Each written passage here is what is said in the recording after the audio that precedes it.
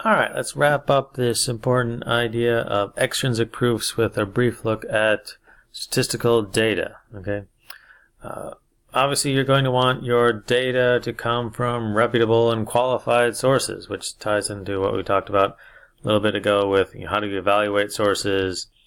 Is it coming from trustworthy places? That sort of thing. Is it, or is the source of information obviously biased and giving you unrepresentative statistics, things like that, right? Try to make sure your data comes from reputable, qualified sources that has been achieved through standard empirical procedures, random sampling, and not the sort of we have interviewed 100 people, and all 100 people say that this president is a bad president. And you find out, well, those 100 people were interviewed on a left liberal campus or something, done by liberal professors who probably asked questions that were slanted towards a liberal, anti-president, anti-Republican president sort of perspective, right? So statistics and numbers by themselves don't always mean what we want them to mean, right? You need to make sure that if you're using numbers to support your ideas, that they are reliable and true, and they've come from authentic sources that really mean and represent what you claim that they mean. Okay, your data should be current. Again, not necessarily new, but current, right? As we've been talking about this a few times now over the last couple of weeks, right? Statistics don't have to be gathered in 2018 for them to be relevant and pertinent and true and authentic and authoritative. You could have numerical data from 1973 if it's about something that is pertinent to what you're talking about right now, especially if it has a sort of historical context for you to compare or contrast, right? Your data doesn't have to necessarily be new, but it has to be current. A lot of situations in life, though, those will be pretty much the same, but they're not always the same, right? If you're talking about the use of technology in the classroom like we're sort of doing right now, right? You citing authorities and magazine articles from 2001 or 1997 about the benefits of technology in the classroom. Some of that could be helpful, but a lot of it probably isn't, especially in the in the streaming world and using online videos like we're doing right now. Articles from 1997 about getting computers in the classroom is a totally different sort of world than it is right now, 20 years later. So data should be current. Maybe new, yes, but sometimes new is not necessarily better just because it's new, right? Especially when you're talking about things like, the human heart is not different. Using the calendar year as an excuse for why the human condition is what it is, doesn't make any sense, right? And certainly as Christians, we know that, saying, why? Well, because it's 2018, why hasn't this happened yet? Like, it's because sinful people are sinful people, regardless of the year, right? So new does not mean necessarily better, and current does not necessarily mean new, although they could, okay? And these next two statements have to be super important because I put a little asterisk by them so they've got to be incredibly important, right? You as a provider of information, as you find the available means of persuasion and try to use data, use numbers and statistics to prove your point to your audience, you need to provide all the material, all the context for that data. When did this data come from? Don't just say, well, according to reliable sources, 78% of people believe that what I'm saying is true, right? You got to give a date of when this information was gathered. How was this information gathered? What is the source?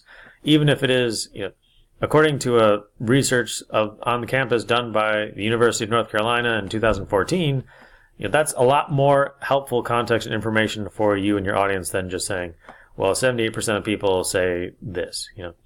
Give them the source. Where did these numbers come from? Especially if it's a controversial issue, right? Don't try to hide things from your audience.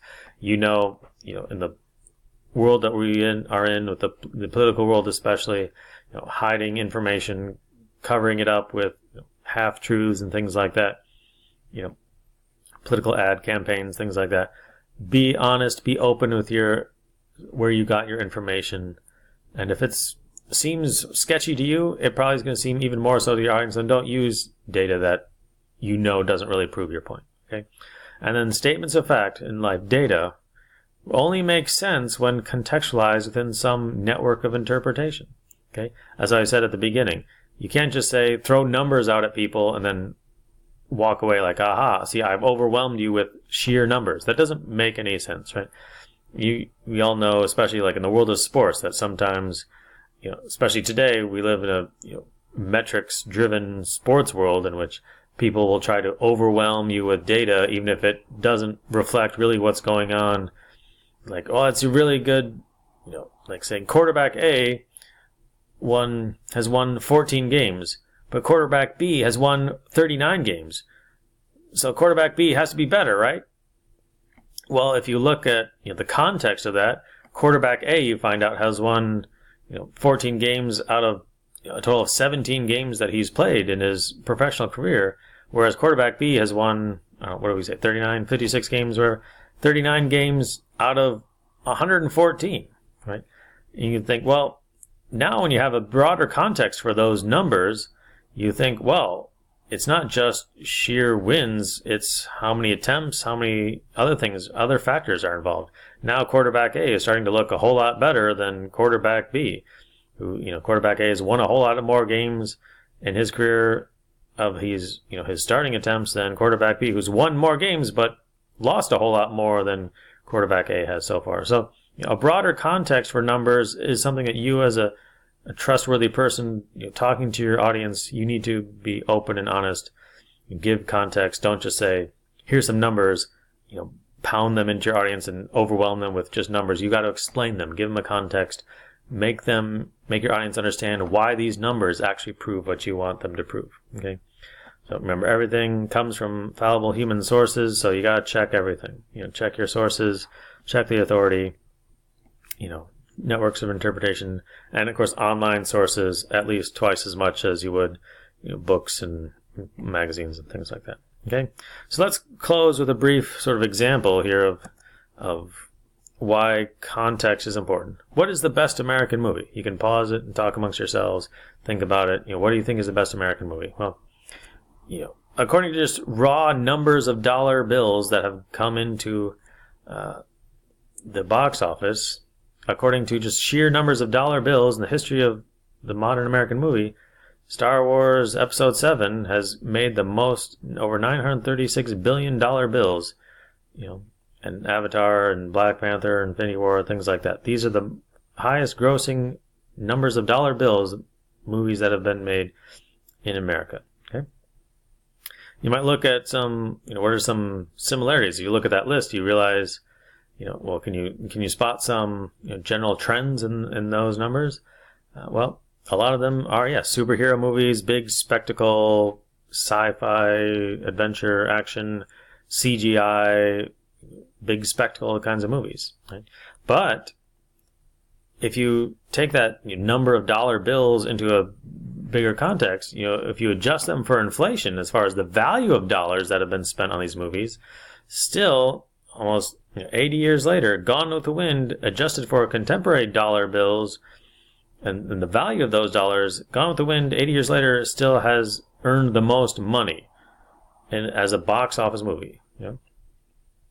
The amount of dollar bills that were spent going to Gone with the Wind is even more valuable than Star Wars 7 from a few years ago. And look at this list here on the right. Some similarities, yes, some spectacles, some big blockbuster type movies, Gone with the Wind, Star Wars, Sound of Music, Titanic, Ten Commandments, those are big, Snow White as far as the first lengthy animated movie. But still, so all those recent movies, with the exception of Titanic on the left, all those other movies, 5, 6, 7 years old, Dark Knight, 10 years old, but Avatar 9 years old, most of them, within a decade or so.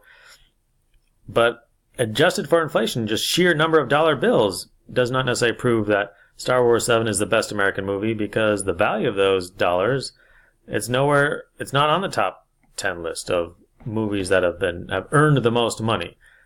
Does that mean money is the best criteria for the American movie?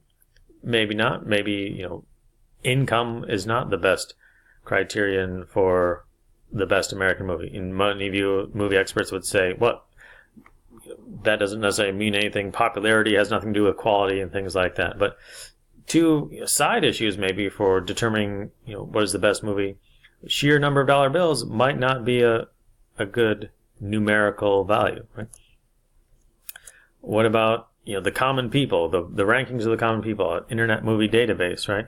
And a lot of those people, what does the voice of the common people say that the Shawshank Redemption from '94 is the best movie, maybe tied with The Godfather, depending on votes, over thousands of votes and consumers and people who use this. The common people who use this website say that Shawshank Redemption, Godfather, are the best movies of all time. You look at this list here, a lot of them are R-rated, so maybe you've seen them, maybe you haven't. You don't need to admit that right now. Hopefully, most of you have seen number 9, and those are good times. But the common people seem to have a very different perspective on what is the best movie, other than just sheer numbers of people who go see a movie, as we saw in the previous slide. So not too many of these. A couple of them you can go back and check that some of these movies overlapped a little bit, but not too much of this. Dark Knight and Fellowship of the Ring are sort of the only ones that are, I think, in the sheer number of dollar bills that went to see this movie. So the voice of the common people has a very different perspective on what the best American movie. Now, what about, as you said, the community authorities, the American Films Institute, the bastion of the experts who say these are the greatest movies that have been made in America? They've got a different perspective on some of the good ones. Now, there's some overlap. Godfather, Schindler's List. There's a couple of overlaps there, but the experts, the AFI people, say these are the best movies, and there's not a whole lot of overlap among all 4 of these lists. So different criteria can determine. Obviously, with a term like best, that's a very subjective term for what is the best American movie. Is it? And a lot of people will answer based on the kinds of movies they like, length, computer generated effects, things like that, or is it superhuman, spectacular, comic book type movies, or action adventure, or serious drama, or things like that. But 4 different ways of evaluating the best American movie, and so numbers by themselves don't necessarily mean anything. There are different ways to interpret data, and so this fun little example can hopefully will illustrate. You can't just overwhelm your audience with numbers. You got to provide a context. Use numbers not as the end-all be-all of the argument, but as ways to support the things that you're claiming with your proofs. Okay, so use statistics, use data, especially if you're doing scientific and data-driven ideas, certainly, but make sure you're giving your audience a meaningful context for these numbers, explaining where they come from, why do they actually prove what you want them to prove. Okay, and that is just a brief look at the world of data. So that wraps up Extrinsic Proofs, which starts to wrap up Invention. We'll give you a sort of review activity for Thursday here to help you prepare for next week's Invention quiz as we start to wrap up Invention and quarter 1 here in Senior Thesis Online. All right, we'll talk to you soon. Enjoy the rest of your time.